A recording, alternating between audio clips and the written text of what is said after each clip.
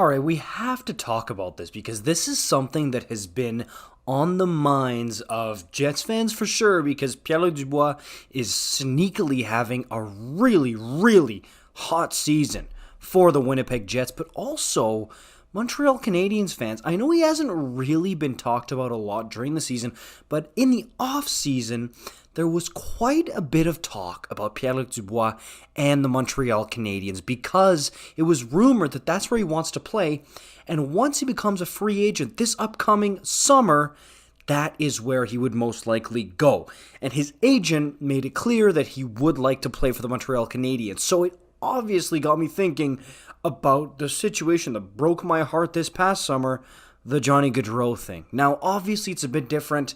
The narrative around when somebody says pulling a Gaudreau, for lack of a better term, it's an American player who is going to leave Canada to go play for an American team, preferably an American team closer to home. But it could also be extrapolated to somebody who is going to kind of bait his team that he's playing on up until the end, hit free agency, and then sign either with his hometown team or close to his hometown team. And even if you want to go further than that, it could even just be baiting your current team into free agency and then signing somewhere else closer to home in general, right? So to me, that's what I think Pierre-Luc Dubois is doing right now. And I mean, it's quiet out of Jets camp.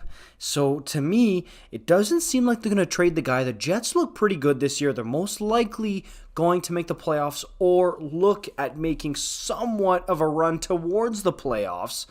I don't think trading Dubois is going to be in the plans until he makes it abundantly clear that he's leaving at the end of the season, which, I mean, he's done almost everything except just outright say it at this point. Like, if you're a Jets fan, you can't really be thinking that Dubois is going to stay, can you?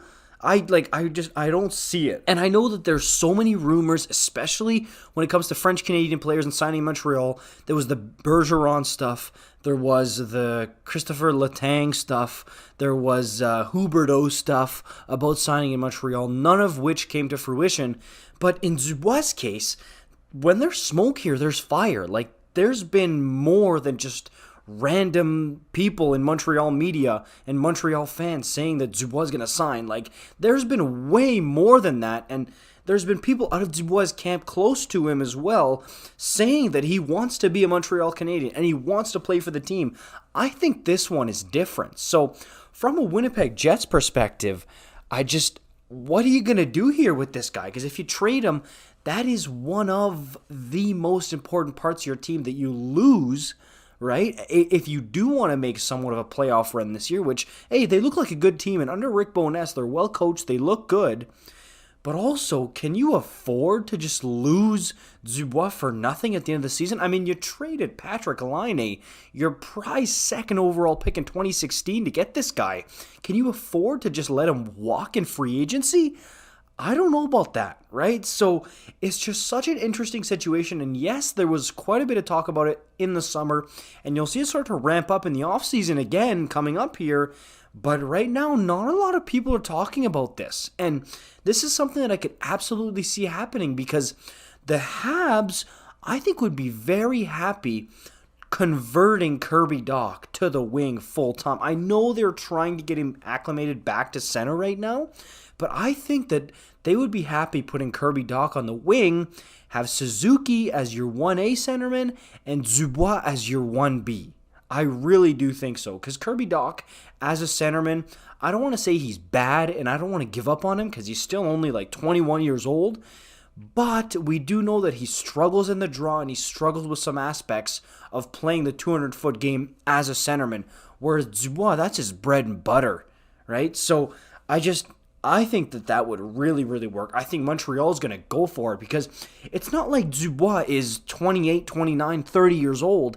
He's still creeping up into his mid-20s, just hit it. So the dude is 24 years old, so he could absolutely be part of the Habs rebuild. Like, I don't see any issue signing a guy like Pierre-Luc Dubois in Montreal, 8 years, $8 million, something like that. I don't see the issue with that. He's 24 years old. At the end of that contract, that would not be a problem at all to have a 32, 33-year-old Pierre Dubois. And you go through an entire rebuild, he comes out of it, and the team looks great. You look at the teams who have a bunch of success, generally they have a great 1-2 punch down the middle. Think of Crosby Malkin. Think of guys like Backstrom and Kuznetsov in Washington, right? Like, do we need to keep going down the list? Stamkos, Braden Point, Tampa Bay.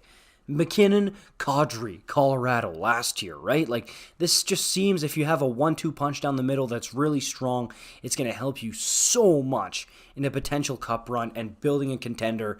I think this is something that's not really being talked about enough that could very well happen here. I love it. Let's see what happens on this one. If you want to see more stuff like this, like, comment, subscribe, and let me know in the comments down below what you think about this, because I want to talk about it more. It's very interesting. And not a lot of people are right now. Okay? Let me know. Like, comment, subscribe. I'll see you in the next one. Peace out.